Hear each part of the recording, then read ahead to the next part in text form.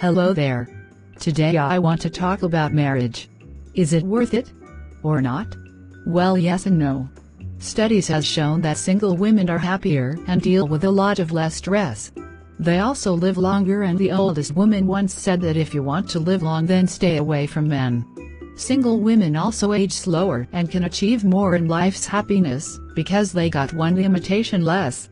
And when they come home, there is no ticking time bomb that awaits them. And when you hear these things, it might discourage you, but in rare cases it can be worth it if you do it right.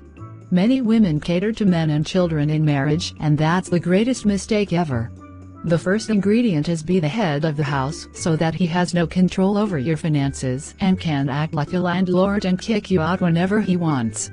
You need to cater to yourself before anyone else. You are sharing a house, not a life with others. You are number one in your own life, and everything comes second place. Children will dump you in the old folks' home, and don't make sacrifices for men either. Not even your career, because they have a chance to trade you for the younger model they would without regret. Showing love and gratitude will never guarantee that men won't turn their backs on you. So how can you make marriage last long and worth it? Here are some easy steps to follow. Do a background check before you even decide to even date them. Do they have a criminal record? Do they have a mental illness? Kids from a different marriage? High debts? Bullying past? Diseases that can be passed on to you or your children? Stay away from these people, because those are one of the few who make marriage horrendous. Find the right person who think almost exactly like you. Don't go for the different types, stick with the ones with your mindset. Diversity is what strains friendships or any relationship. Sure, different opinion can be interesting to listen to every now and then, but if you have to deal with it every day, then I'll assure you it will become annoying. Tell the person who wants to give a relationship a try with you what your boundaries are before you start something, so that you won't be disappointed when they cross the line. Nothing is worse than deal with an adult who acts like a rebellious child. If the person walks out on you after making your boundaries clear, then see it as a sign that it's not meant to be. Don't fall for idiots who say "I love you" like a stop word. I love you is a very overused word, and even the greatest manipulators uses it to keep you wrapped around their fingers. Fall for the ones who believe in you and your abilities. Someone who respects you first. Honor and respect are the only pure emotions. Don't worry about being loved, worry about being respected. Because even the ones who say "I love you" can screw you over, and someone who highly respects you probably won't.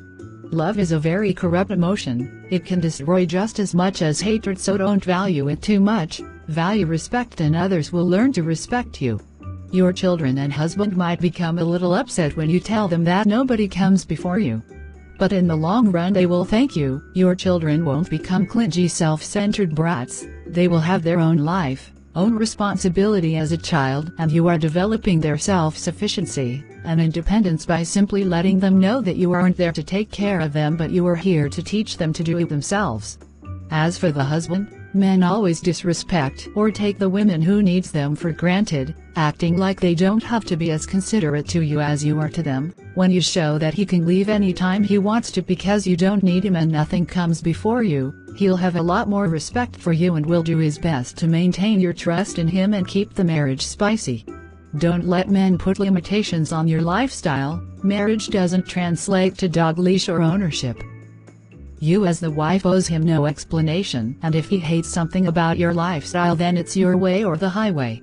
Don't make him get away with the silly traditional nonsense that he can sit on his ass all day while you cook and clean. Both of you are responsible for the house, and if he has the energy to eat, then he also has the energy to do the dishes.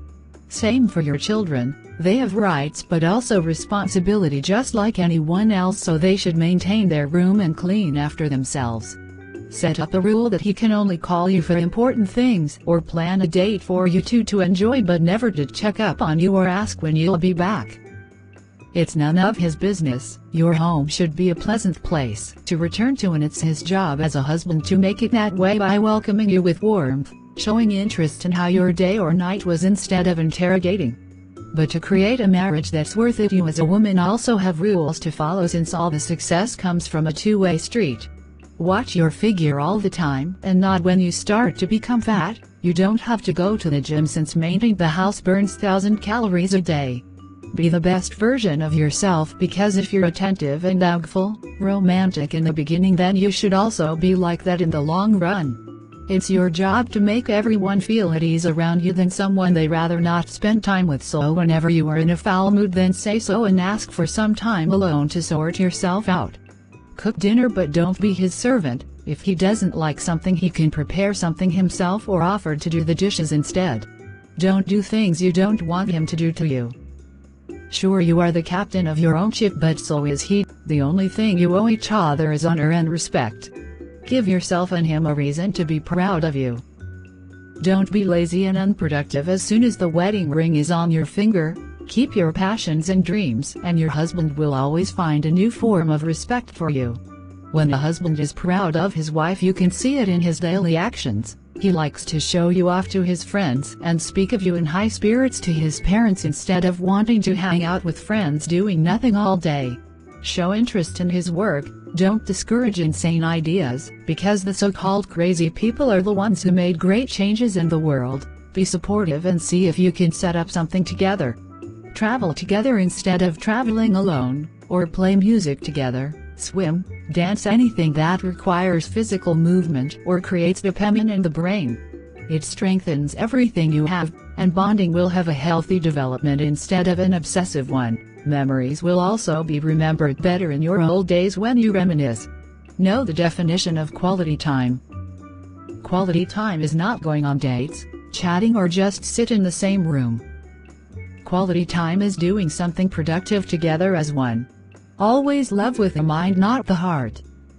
It will make you a doormat and can't break away from bad people. The heart has no brain and it will make you do dumb things. If you love with the mind, your self-respect and self-worth will never go away. Feelings change or fade away, but love from the mind won't go, not even within millions of years if you are loved back. Maybe you think my tips are weird or demanding, but I got these tips from my aunt. She's married for 20 years to the same guy, and the only family members who stayed together while the others separated within a year. And when I see how respectful her husband acts towards her, I gladly take her word for it.